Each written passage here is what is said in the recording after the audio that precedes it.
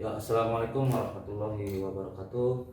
Alhamdulillah, kita kembali lagi di konten YouTube di media HMI Calon Mataram. Di hari ini saya Gifar selaku Ketua Bidang Informasi Komunikasi HMI Calon Mataram sudah bersama Kakanda Didi Sumardi. Apa kabar, Bang?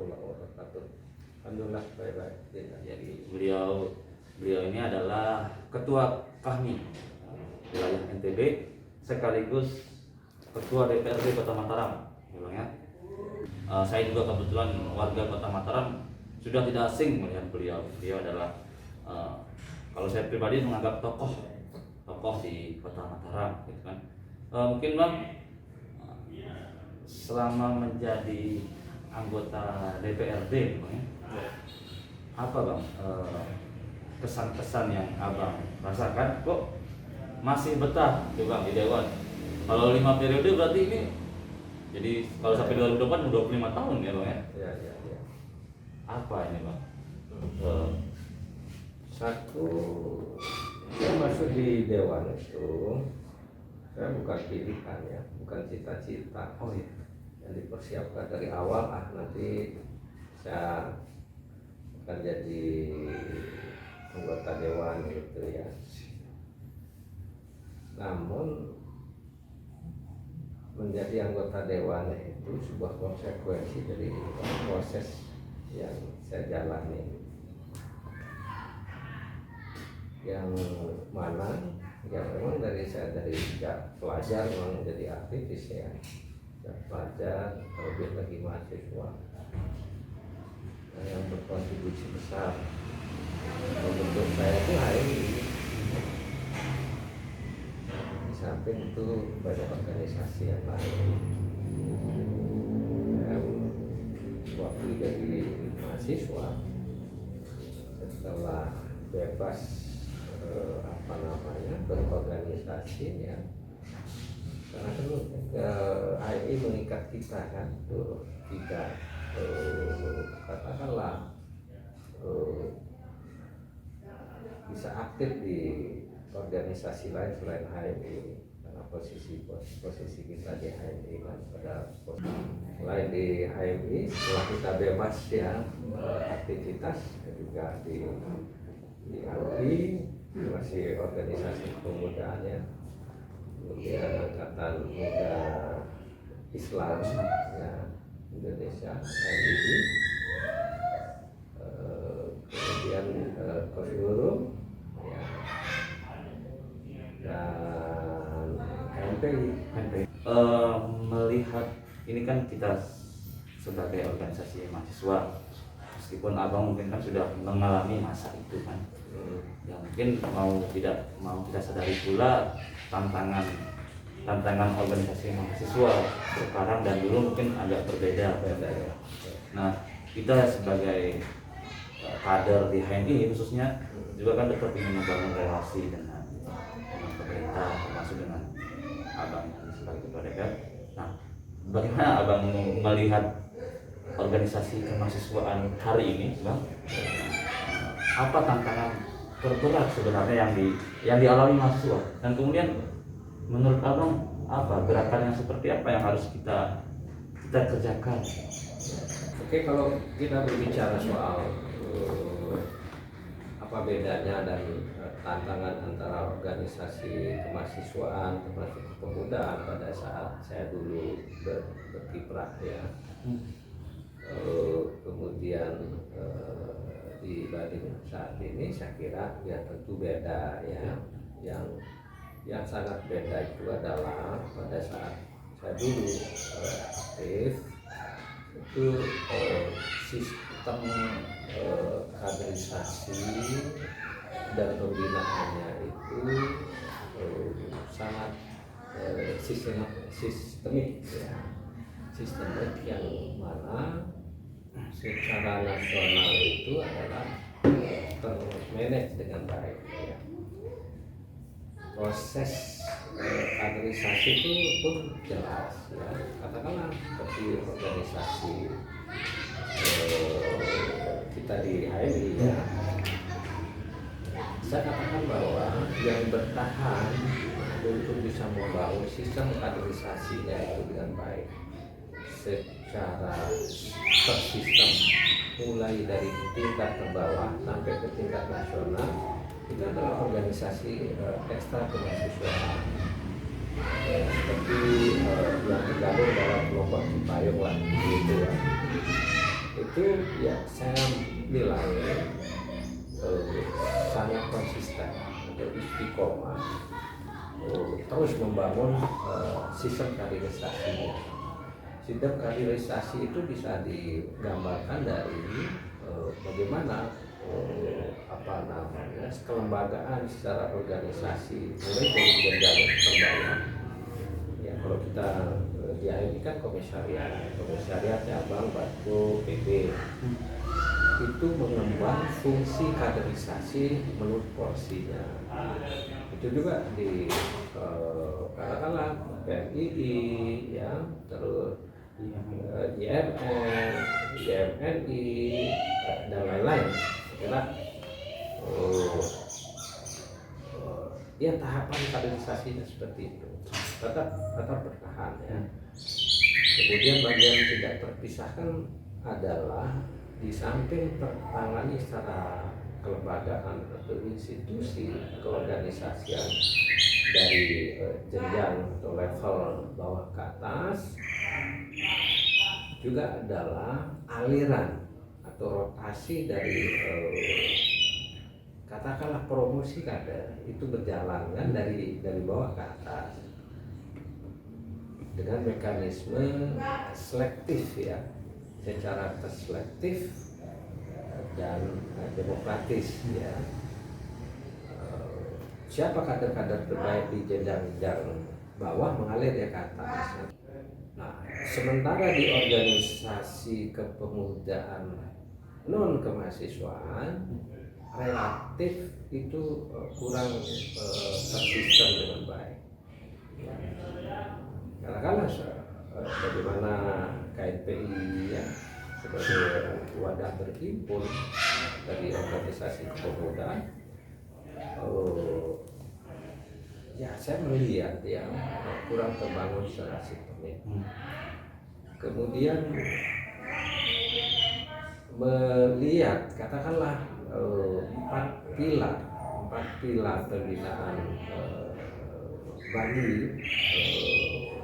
organisasi kepemudaan dan kemahasiswaan, katakanlah yang sebagaimana terformat syarat nasional, yang masing-masing itu adalah punya kitoh tersendiri ya. Karena Karang Taruna karakteristik atau ciri khasnya seperti apa itu jelas ya. Berbeda dengan senat mahasiswa, berbeda dengan apa namanya dengan KNPI dan harusnya salah satu pilar juga adalah sebenarnya 5 itu remaja masjid ya, remaja masjid itu.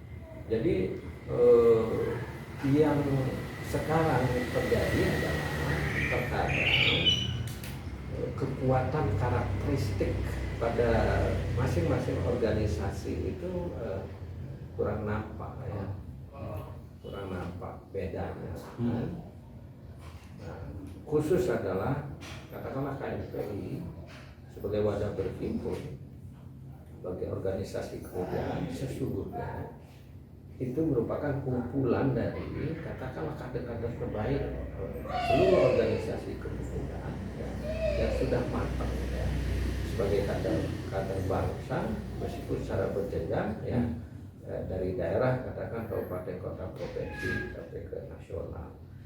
Nah, gambarannya sesungguhnya adalah manakala kader di organisasi kepemudaan itu sudah masuk pada level KNPI, itu artinya mereka sudah menjadi kader yang berkualifikasi nasional, tidak perlu dilakukan lagi.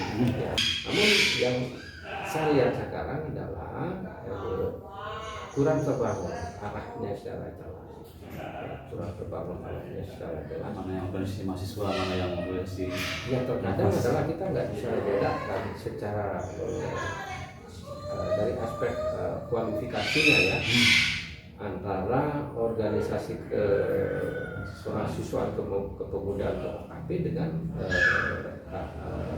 pengurus HMPI katanya. Terkadang adalah lebih hebat ya pengurus organisasi kemahasiswaan atau OKP dibanding pengurus HMPI. Makanya seperti itu yang saya lihat. Karena itu hal ini saya kira perlu menjadi katakanlah koreksi kita ke depan bagaimana menata kembali sekian pilar-pilar pembinaan kepemudaan itu sehingga menjadi satu proses kaderisasi sebagai pemilihan kader bangsa ya. Dan manakala ini berproses, saya kira nggak perlu kita khawatir tentang adanya katakanlah satu kekhawatiran tentang adanya kader-kader yang ekstrem gitu ya, kader-kader yang dianggap menyimpang dari ideologi kebangsaan kita, atau kader-kader yang dianggap tidak memiliki katakanlah semacam jiwa atau karakteristik keindonesiaan dan seterusnya. Nah, saya lihat begitu.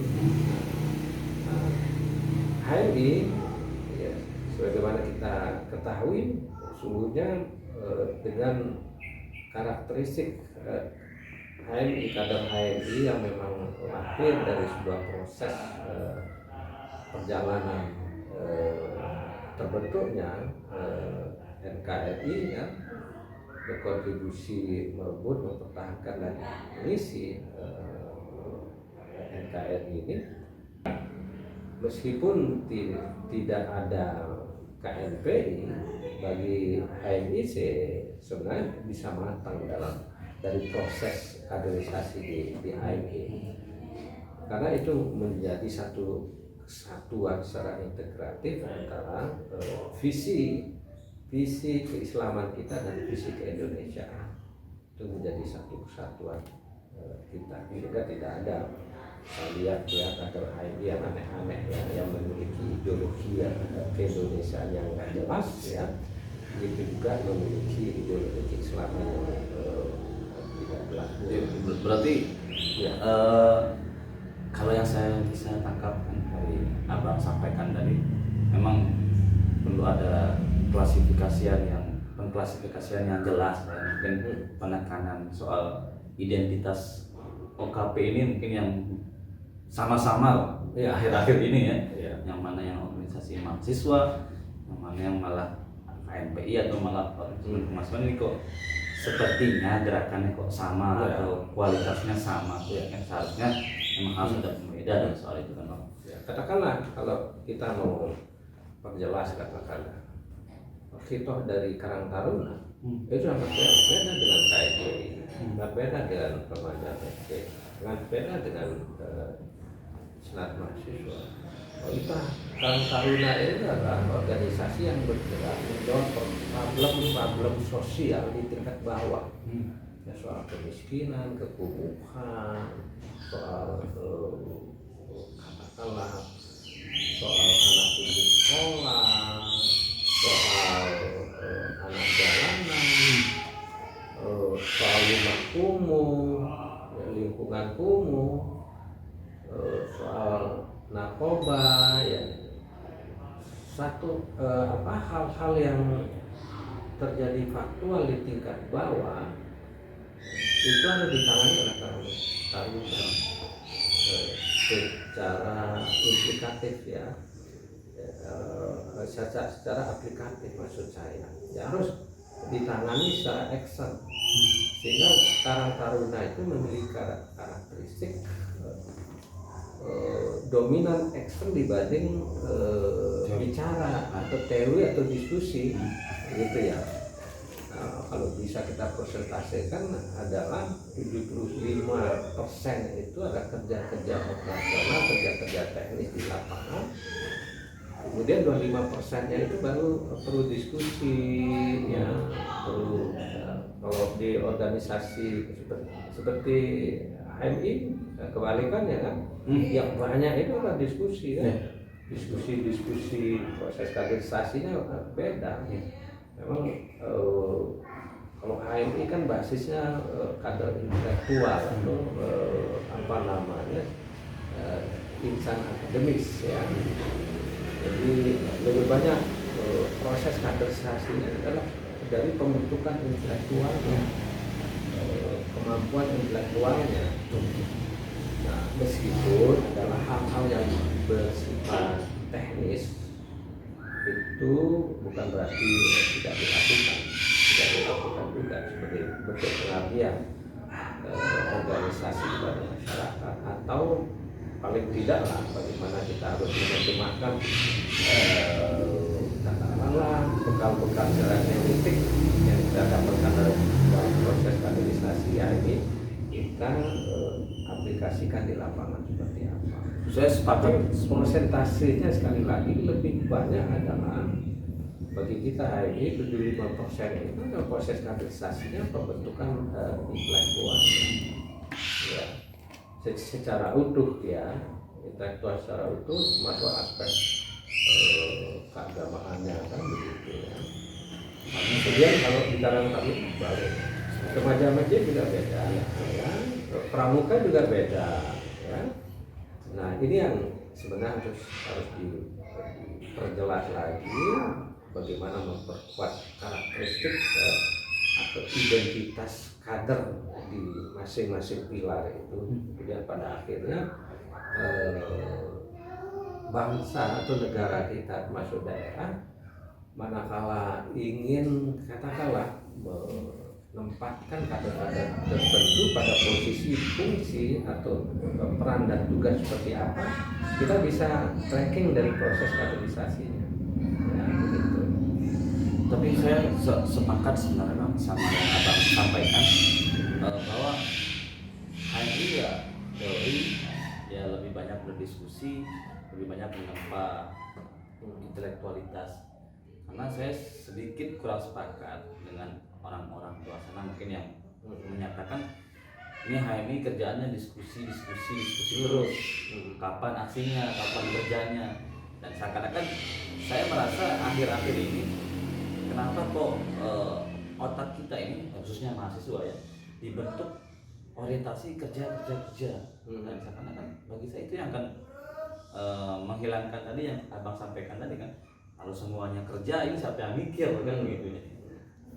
Saya rasa bagaimana pandangan abang ya melihat apa sih ini kan mahasiswa ini kan masih bingung bang mencari jati dirinya, tapi kita disuapi terus, kamu besok harus jadi apa, kamu besok harus mau kerja apa, kamu besok cari duit bagaimana ya kan, sehingga ini lalu untuk apa, sehingga kadang jadi HMI juga jadi korban.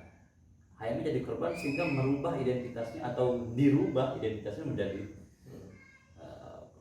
tempat untuk mencari pekerjaan kan gitu lah. Bagaimana bang? Ya kuncinya sebenarnya start awal itu harus mahasiswa sendiri secara personal harus mampu mengidentifikasi dirinya. Kira-kira potensi saya ini apa ya? Misalnya gitu ya. Potensi saya apa kira-kira ini? Nah itulah diharapkan lebih banyak porsinya harus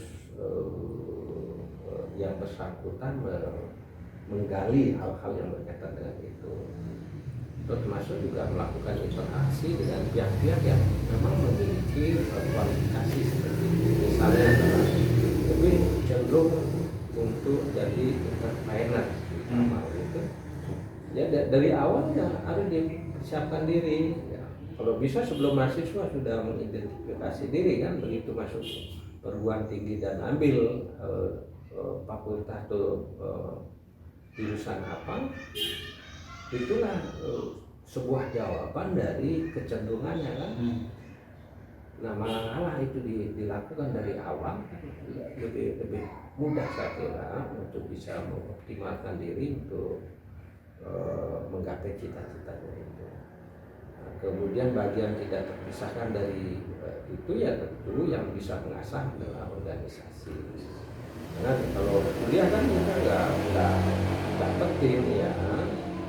Katakanlah referensi yang berkaitan dengan bagaimana pengembangan kepemimpinan kita ya melalui kuliah ya. Karena itu saya kira itu bisa didapatkan dari beraktivitas di organisasi.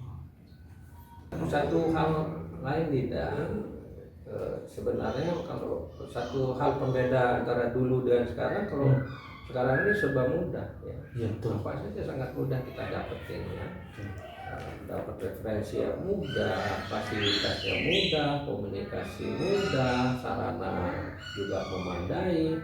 Kalau kita dulu mah sangat terbatas, telepon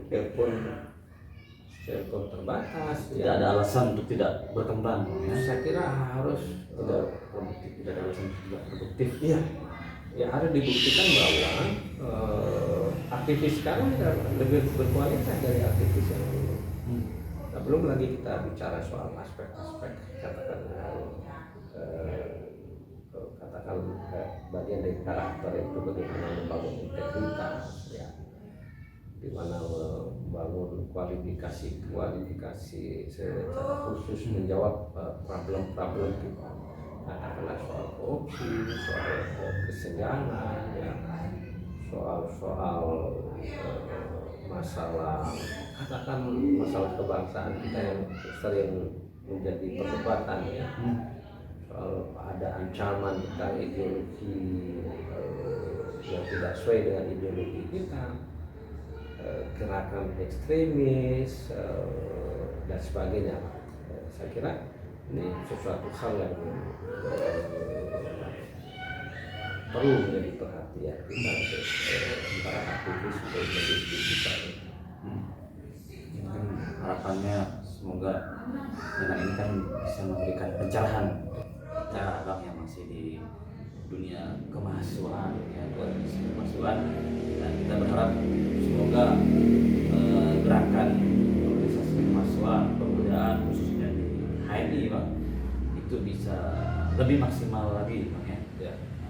Kami juga berharap abang mungkin sebagai wakil rakyat posisinya bang ya, kita berharap kita bisa terus bersinergi, terus berkolaborasi bang, mumpung wakil rakyat ini sekarang dipimpin oleh orang-orang yang organisatoris bang ya. Saya itu khawatir juga ke depan jangan sampai nanti orang-orang yang menduduki kebijakan strategis justru bukan dari orang-orang yang organisatoris, sehingga kita mungkin agak sulit itu menjadi tantangan tersendiri bagi kita yang aktivis kan ya. Harus membuktikan diri lebih kualitatif dibanding yang lain kan. Untuk merebut posisi itu kan harus ada sesuatu kelebihan yang kita miliki. Betul. Ini jadi introspeksi atau refleksi kita bagi aktivis saja. Terima kasih atas waktunya bang. Terima kasih buat yang sudah menyempatkan waktu untuk menonton konten kita hari ini. Saya Gifari Ilham pamit undur diri. Assalamualaikum warahmatullahi wabarakatuh.